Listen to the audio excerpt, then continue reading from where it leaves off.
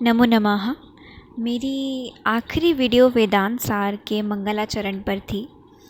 उसको सुनने के बाद कुछ लोगों ने अपनी अपनी प्रतिक्रिया दी, जिसके लिए मैं धन्यवाद करना चाहूँगी आप लोगों का।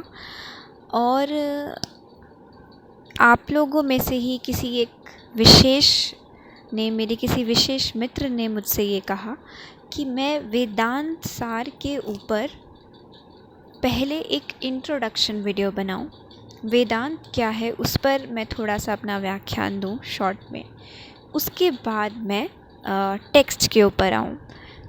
तो मैंने उसको अपने पहले वीडियो में इसीलिए नहीं रखा क्योंकि मैं नहीं चाहती थी कि वीडियो थोड़ा लंबा हो जाए, जिससे सुनने वालों को परेशानी हो या लोग स्किप कर कर के कुछ चीज़ें मिस आउट कर दे। तो मैं टॉपिक से स्टिक रहकर ही अपना व्याख्यान देना चाहती थी और उस पर चर्चा करना चाहती थी। तो आज का जो वीडियो है वो वेदांत दर्शन क्या है और बेसिकली किस कैटेगरी में आता है, उसका थोड़ा सा इंट्रोडक्शन पढ़ेंगे, ज़्यादा नहीं, ज़्यादा डीप नहीं जाएंगे। जितना जानने लायक आवश्यक है उतना ही पढ़ेंगे, उतना ही डिस्कशन करेंगे। तो आज का टॉपिक वेदांत के ऊपर ही है कि वेदांत दर्शन क्या है, उसका कॉन्सेप्ट क्या है, वो क्या चाहता है, क्या कहता है, किन थॉट्स को मानता है, किस बात की वैल्यू करता है और कहाँ से है, कहाँ से निकला है, कहाँ से आया है इसका जो कॉन्सेप्ट है। तो आइए शुरू करते हैं। जब हम भारतीय दर्शनों की चर्चा करते हैं तो जो भारत के प्रमुख दर्शन हैं वो दो ब्रॉड कैटेगरीज में डिवाइडेड है, आस्तिक दर्शन और नास्तिक दर्शन। आस्तिक और नास्तिक से यहाँ क्या तात्पर्य है? आस्तिक दर्शन वह है जो वेद को मान्यता देते हैं, वेदों को मानते हैं, वेद को प्रमाण मानते हैं। नास्तिक दर्शन वो दर्शन है जो वेदों को नहीं मानते। आस्तिक दर्शनों के नाम इस प्रकार हैं: पूर्व मीमांसा, उत्तर मीमांसा, सांख्य, योग, न्याय और वैशेषिक। वहीं नास्तिक दर्शनों के नाम इस प्रकार हैं: बौद्ध, जैन और चार्वाक। उत्तर मीमांसा को ही वेदांत दर्शन का नाम दिया गया है। ये दर्शन ब्रह्म की बात करता है, जीव क्या है उसकी बात करता है, चैतन्य जो जीवों में है वो कहाँ से है, और जो जड़ हैं उनमें और जो चैतन्य है उनमें क्या अंतर है, जगत क्या है, माया क्या है, माया और ब्रह्म का रिलेशन क्या है, संबंध क्या है, इस बारे में ये दर्शन बात करता है। आचार्य बादरायण द्वारा रचित ब्रह्म सूत्र इसका आधार ग्रंथ माने गए हैं और इसलिए इस मतलब जो ब्रह्म सूत्र है उसका दूसरा नाम वेदांत सूत्र भी है। और इस दर्शन का जो प्रमुख आधार है वो उपनिषद ग्रंथ रहे हैं। जैसा कि हम सब जानते हैं, जब हम वैदिक लिटरेचर की बात करते हैं, वैदिक साहित्य की बात करते हैं, तो वहाँ पर जो लास्ट स्टेज है उसकी वैदिक साहित्य की वो उपनिषद है। जो वेदों की अंतिम स्टेट है, वैदिक साहित्य की जो अंतिम स्टेट है वो उपनिषद है। इसीलिए उपनिषद को भी वेदांत का दर्जा दिया गया है। और वेदांत दर्शन में भी बातों को प्रमाणित करने के लिए उपनिषद वाक्यों का प्रयोग ग्रंथों में किया गया है। तो अभी तक हमने बेसिक 2 समाधानों को जान लिया है, 2 प्रश्नों के समाधान कर दिए हैं। पहला कि इसका उद्गम कैसे हुआ, इसका उद्भव कैसे हुआ, इसके सोर्स क्या हैं, उपनिषद हैं, और इसको फॉलो करने वाले जो लोग हैं वो उपनिषद को फॉलो करते हैं, उपनिषद के वाक्यों का अनुसरण करते हैं, और उपनिषद की जो बातें हैं वो बेसिकली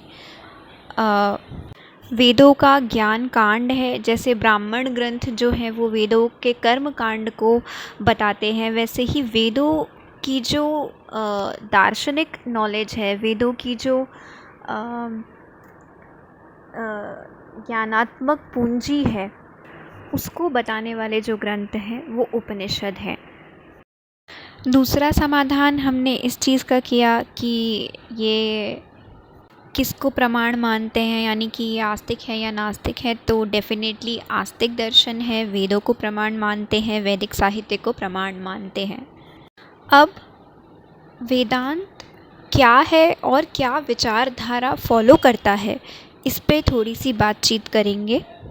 जैसा कि मैंने कहा कि इसमें हम ब्रह्म, सृष्टि, जीव, आत्मा, प्राण, पुनर्जन्म, कर्म तथा नैतिकता का विवेचन पाते हैं। इसमें ब्रह्म का क्या स्वरूप है, संबंध क्या है जीव का उस ब्रह्म से, जीवात्मा का परमात्मा से क्या संबंध है, माया क्या है, इस सृष्टि को, इस संसार को किस नज़रिए से देखा जाना चाहिए, या ये संसार वास्तविक में है क्या, वास्तविक रूप में क्या है। इस प्रकार का विवेचन, इस प्रकार का डिस्कशन हम इसमें पाते हैं और इसीलिए इस दर्शन को रहस्य विद्या भी कहा गया है। ब्रह्म सूत्र, जैसा कि मैंने कहा, बादरायण का इसका जो आधार ग्रंथ है उस पर लिखा गया आचार्य शंकर का शारीरिक भाष्य जो है वो इस दर्शन का अद्भुत ग्रंथ माना गया है। और भी बहुत सारे आचार्यों ने अपनी अपनी टीकाएं इस दर्शन पर दी हैं। इस वजह से भी ये दर्शन जो है बहुत प्रसिद्ध है भारत में, भारतीय फ़िलॉसफ़ी में, कॉन्सेप्ट्स में इस दर्शन को इसीलिए भी मान्यता मिलती है कि बहुत लोगों ने इस पर काम किया है। एंड विद दैट ये दर्शन डेवलप होता रहा according to people, they added their thoughts, उन्होंने अपनी अपनी विचारधाराएं इसमें जोड़ी, या इसको अपने तरीके से जिन्होंने इसको समझा या अपने तरीके से उनको इंटरप्रेट किया गया।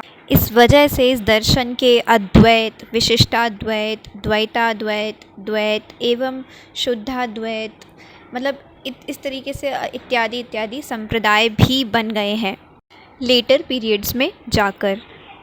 तो इस तरह हमने बाकी 2 प्रश्नों का भी समाधान यहाँ पे कर दिया है। इससे ज़्यादा वेदांत सार को पढ़ने के लिए हमें उसके संप्रदायों तक जाने की आवश्यकता नहीं है, हमें वेदांत के बेसिक कॉन्सेप्ट्स को समझना है। तो उसके लिए हम वेदांत सार पर ही टिके रहेंगे और उसके जो बेसिक बातें हैं, जो विचारधारा है और कुछ जो उपनिषद वाक्यों से जो प्रमाण इन्होंने दिए हैं उस सब को हम इस वेदांत सार में देखेंगे। जैसा कि मैंने बताया कि उपनिषद को ही ये प्रमाण मानते हैं, इसीलिए वेदांत की एक परिभाषा ये भी हो जाती है कि वेदांतो नाम उपनिषद प्रमाणम। तो इस हिसाब से उपनिषदों को प्रमाण रूप मानकर चलने वाला शास्त्र जो है वो वेदांत दर्शन माना गया है। तो वहीं के कॉन्सेप्ट्स को और वहीं के पॉइंट्स को, थॉट्स को हम इस दर्शन में पाएंगे। इस वेदांत सार में उसके बेसिक इंट्रोडक्शन को पाएंगे कि क्या है जगत और क्या है ब्रह्म और क्या है माया और इन सब का आपस में क्या संबंध है, जीवात्मा का और परमात्मा क्या संबंध है। इस तरह के प्रश्नों का हल हम इस वेदांत सार में पाएंगे और इसके आगे के वीडियोस में शीघ्र लेकर आऊँगी। यहाँ तक ये था हमारा आज का वेदांत का सामान्य परिचय कि वेदांत जो है वो क्या है। सामान्य परिचय, बेसिक इंट्रोडक्शन जितना जानना आवश्यक है। आई होप आपको मेरा व्याख्यान अच्छा लगा होगा। कृपया कमेंट करके अवश्य बताएं कि आपको कैसा लगा या मैं क्या सुधार ला सकती हूँ अपनी वीडियो में। आपने मुझे ध्यान से सुना, धैर्य से सुना, प्रेम से सुना, इसके लिए आप सभी का धन्यवाद। पुनः मिलेंगे। नमो नमः।